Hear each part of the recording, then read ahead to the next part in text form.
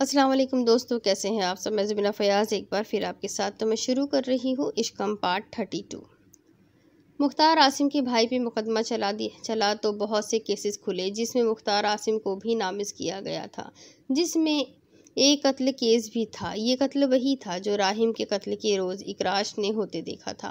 इकराश ने वादा माफ गवाह बनकर कत्ल की गवाही दी। तब वहीं कटहरे में खड़े मुख्तार आसिम ने चीख कर कहा था कि वो उसके बेटे का कातिल है, जिस पे जज ने गुस्से से कहा कि अगर उनके बेटे का कत्ल हुआ है, वो अगवा नहीं, तो फिर अभी तक उन्होंने एफआईआर क्यों दर्ज न करवाई।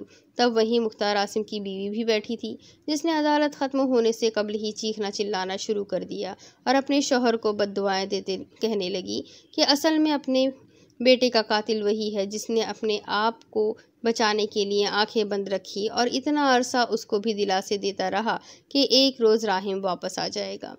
एजेंसी ने कहीं से वो वीडियो क्लिप भी ले लिया जिसमें मुख्तार आसिम असलहा फरोख्त कर रहा था और बोलियां लग रही थी। इकराश के मुखबिर ने भी अफगानिस्तान में होने वाली इसलह की बोली की क्लिप्स और वीडियोस भेज दी थी, जिसने मुख्तार आसिम की कमर तोड़कर रख दी थी। सारे केस को मीडिया ने कवरेज दी, जिसका नतीजा ये निकला कि मुख्तार आसिम का सियासी करियर ख़त्म हो गया। पार्टी ने उनको निकाल दिया और ब्लैक मनी होने और फिर वाइट मनी का टैक्स अदा ना करने की जुर्म में उन पे एक और मुकदमा चला दिया गया। उनकी जायदाद जो कि ब्लैक तरीके से बनाई गई थी, हुकूमत ने जब्त कर लिया और उनको 15 साल की सज़ा सुनाई गई और भारी जुर्माना भी लगाया गया। मगर जालिमों का अंजाम भी बुरा ही होता है। मुख्तार आसिम को जब लगा कि भागने के रास्ते तमाम ख़त्म हो चुके हैं, तो उन्होंने ऐन उसी वक्त अपने सर पे फायर खोल दिया जब उनके गेट के बाहर पुलिस खड़ी थी और लाउंज में उनकी बीवी ऊंची आवाज़ में रोते अपने शौहर को गालियां दे रही थी। ज़िंदगी बहुत अजीब है, जो करते हैं ये उसका फल ज़रूर देती है। अब 4 साल बाद सूरज डूब रहा था हल्की हवा में। पेंट हाउस के बागीचे में 3 माह के सुल्तान पारस को झोली में बिठाए वो 2 साला अनाबिया को देख रही थी, जो बार बार 4 साला भागती अबीहा के पीछे उसको पकड़ने के लिए भागती, मगर फिर गिर जाती। अबीहा वापस मुड़कर उठाती और फिर वापस उसके आगे भागने लगती। उम्मे हानिया कशमाला के बाएं जानिब बैठी, हाथ में अखबार पकड़े, आंखों पे चश्मा चढ़ाए, हाथ साहब को सुबह का अखबार फिर से सुना रही थी, मगर वो अखबार से ज़्यादा बगौर बच्चों को देख रहे थे। और हर बार अनाबिया के गिरने पर ओह की आवाज़ निकाल कर यूं ही बैठे बैठे हाथ उठाते, जैसे चाहते हो कि भाग कर उसे उठा ले। वो अभी व्हीलचेयर की वजह से नहीं जा पाते थे। हाँ साहब, अगर आपने सुनना नहीं होता अखबार तो कहते क्यों है। उम्मे हानिया ने जब देखा वो मुतवज्जा नहीं है, तो नाराज़ सी अखबार मेज़ पे पटक दिया। बच्चों को देखते हाथ साहब फ़ौरन उनकी तरफ घूमे। अरे भई, ऐसी बात नहीं है। अब उनका अंदाज़ पहले से ज़्यादा नरम हो जाता था। शायद बुढ़ापे में मोहब्बत सबसे ज़्यादा होती है। कशमाला ने उनके प्यार भरे अंदाज से मुस्कुराकर दोनों को देखा था कि तभी गेट पे गाड़ी का हॉर्न बजा और उसके साथ ही अबीहा और अनाबिया डैडी आ गए का राग लगाती बाजू खोले गेट की तरफ भागी थी। लो आ गया अपनी बेटियों का अब्बा। इकराश के ओवर पॉजिटिव होने पे उम्मे हानिया अपनी बेटियों का अब्बा कहती थी। कशमाला हंस दी। मैं चाय का बोलती हूँ। पारस को उम्मे हानिया की गोद में बैठाते उसने अंदर जाते मुस्कुराकर इकराश को देखा, जो सियाह कोट गाड़ी की छत पे रखे 2 साला अनाबिया के और अबीहा के गालों का बोसा ले रहा था। और फिर आगे बढ़ने से कबल उसने अनाबिया को बाजू पे उठा लिया और अबीहा का हाथ पकड़ लिया था। अस्सलाम वालेकुम। मुस्कुराकर उसने हाथ साहब को देखा और फिर बढ़कर उम्मे हानिया के माथे का बोसा लिया था। हाथ साहब ने सर हिलाकर सलाम का जवाब दिया। आज तुमने मेरे साथ चेस की बाजी लगानी है। देखते हैं तुम महज डैडी हो या फिर खेल भी खेलना जानते हो। उनको मौका चाहिए था शतरंज खेलने का। इकराश ने आईब्रो उठाए। मैं डैडी भी हूँ और अच्छा खिलाड़ी भी डैड। आप बस तैयार रहे, खाने के बाद आज गेम चलेगी। उसने खुश मिजाजी से कहा तो उम्मे हानिया ने सर तासुब से हिलाया।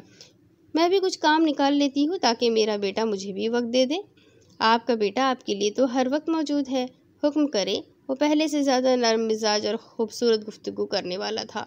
उसकी शख्सियत पहले से ज़्यादा निखर चुकी थी। सियाह बाल अब भी चंद ही इंच थे, मगर वो अब पहले से ज़्यादा फिट रहने लगा था।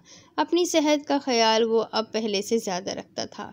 गुस्से में अब भी वैसा ही था, मगर अब गुस्सा करने के लिए बड़ी वजह का होना बहुत ज़रूरी हो गया था। वो वो अपने नीचे काम करने वालों के साथ अक्सर चाय पीता, उनके मसाइल सुनता था, उनकी मदद करता था, क्योंकि वो ये सीख चुका था कि ताकत कभी भी पैसे और कुर्सी से नहीं बल्कि लोगों से आती है।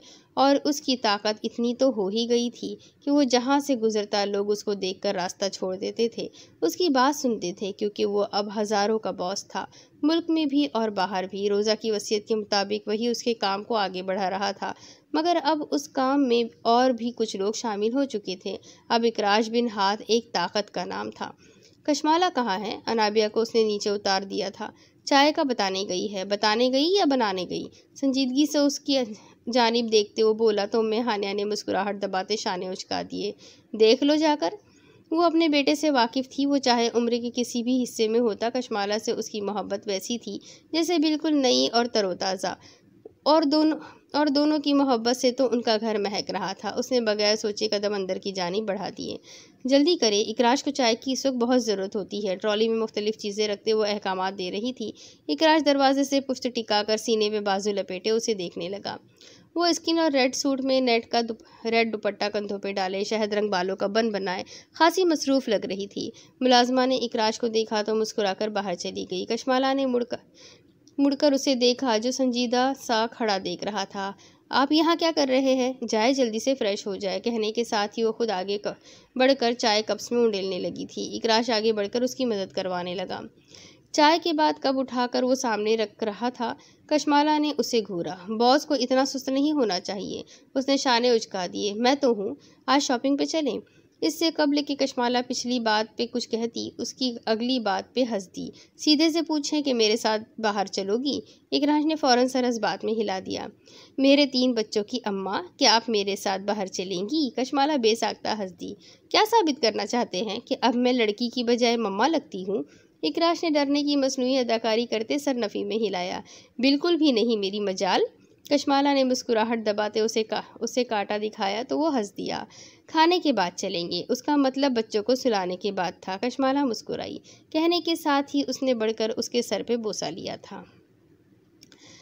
मैं आता हूँ, कहकर लंबे लंबे डग भरता वो बाहर निकल गया था। कशमाला गहरा सांस लेके मुस्कुराती तेजी से वापस काम करने में लग गई थी।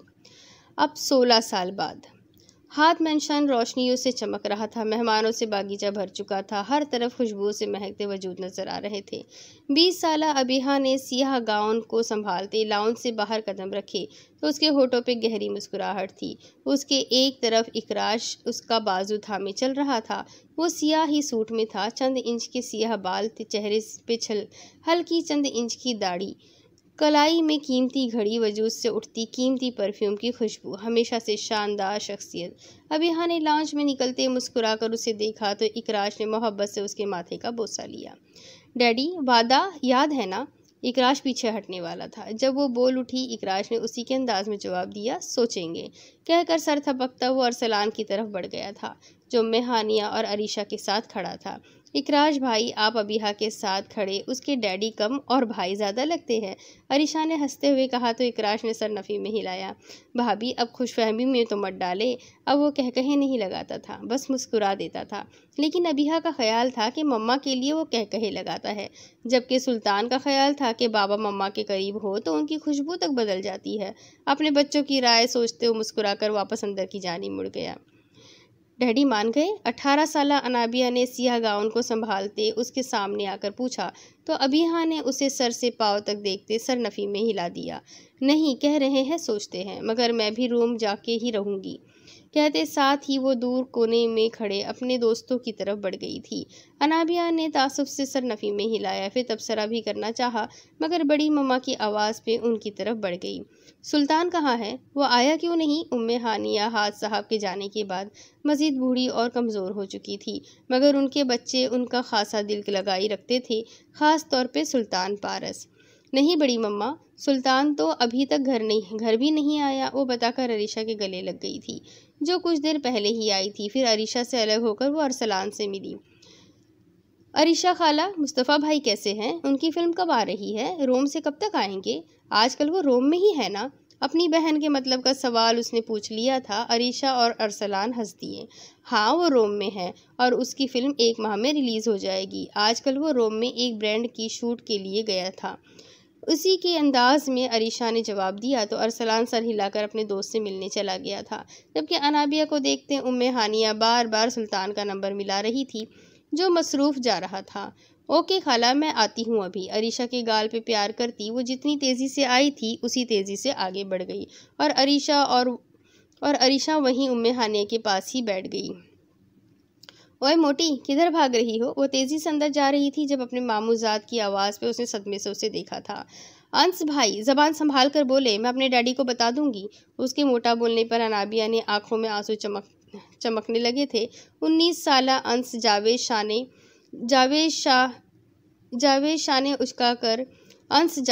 ने उचका कर सामने आ खड़ा हुआ। मैं कौन सा इकराश अंकल से डरता हूँ? अपनी सियाह जीन्स की जेबों में हाथ डालते उसने एतमाद से कहा तो अनाबिया ने बेसाख्ता उसके पीछे देखा। डैडी, अंस भाई देखें।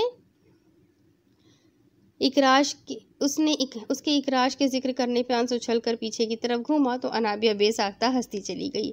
मैं डरता नहीं हूँ इकराश अंकल से। आए बड़े। मुंह फुलाकर उसकी नकल उतारती वो गाउन उठाए अंदर की तरफ भाग गई थी। अंस ने मुस्कुराहट दबाते सर झटका। पागल।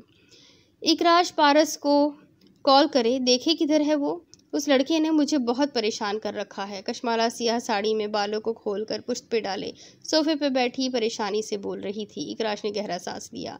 फरहान को कॉल की है मैंने, देख रहा है वो, नरमी से बताते वो उसके साथ आ बैठा था। कश्माला ने सुक्का सांस लिया, फिर मुस्कुराकर इकराश को देखा जो उसे ही देख रहा था।